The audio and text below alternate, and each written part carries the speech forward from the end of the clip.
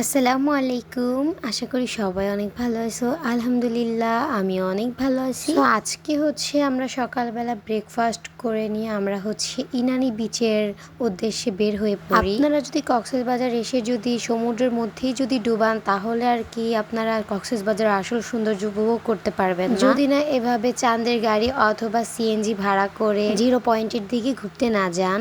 এখন আমি দেখাবো কোথায় কোথায় গেলে আপনারা সুন্দর সুন্দর লাল কাঁকড়া, মার্টিনের মতো সুন্দর সুন্দর জায়গায় ছবি তুলতে পারবেন এবং অনেক বেশি এনজয় করতে পারবেন। আমরা আমাদের ফ্যামিলি নিয়ে গিয়েছিলাম। আমরা ফ্যামিলিতে মোট 5 জন, তাই আর কি চাঁদের গাড়ি ভাড়া করি নাই। আমরা 5 জনের একটা সিএনজি নিয়ে চলে আসি। আমরা ফার্স্টেই আসছিলাম লাল কাঁকড়া বিচে। তখন প্রায় দুপুর 1টা বাজে। আপনারা যদি লাল কাঁকড়া দেখা পেতে চান অবশ্যই সকালবেলা এখানে আসতে হবে। আমরা দুপুরবেলা এসে ছোট ছোট কাঁকড়া পেয়েছিলাম। আর বাহিরে বৃষ্টি পড়তেছে আর আমি তখন ভিডিও এডিট করছি। আর তোমাদেরকে ভিডিওর মাঝখানে একটা কথা বলে রাখি, আমি নতুন একটি ইউটিউব চ্যানেল খুলেছি। অবশ্যই তোমরা চ্যানেলটাকে সাবস্ক্রাইব করে দিবা। আর আমু এখানে আমার হাতে কাঁকড়া ধরিয়ে দিচ্ছিল। এরকম ছোট ছোট কাঁকড়া পেয়েছিলাম দুপুরবেলায়। যদি সকাল টাইমে যেতাম অবশ্যই বড় বড় লাল কাঁকড়া পেতাম। তারপরে এখান থেকে আমরা চলে আসি ইনানি বিচ। আর এখানে আসবো মাথায় ফুল দিব না, এটা কি কখনো হয়? ইনানি বিচটা অনেকটা সেন্ট মার্টিনের মতো, একদম পরিষ্কার পানি আর পাথর। এখানে গেলে তোমরা অনেক সুন্দর সুন্দর ছবি তুলতে পারবা। আমি লাল ছাতাটা কিনে নিয়েছিলাম জাস্ট খালি ছবি তোলার জন্য। আর এখানে আমার ছোট ভাই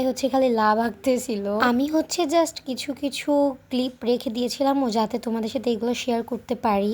তারপর এখান থেকে আম ভর্তা নিয়ে নিয়েছিলাম। তারপরে আমরা এক পাশে সমুদ্র আর আরেক পাশে পাহাড় নিয়ে মাঝপথে চলে যাচ্ছিলাম টেকনাফ জিরো পয়েন্ট।